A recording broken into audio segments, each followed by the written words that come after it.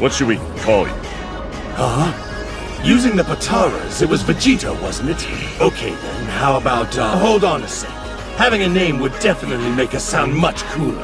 This time it'll be Gokuja, Vekujo, how about Gogeta?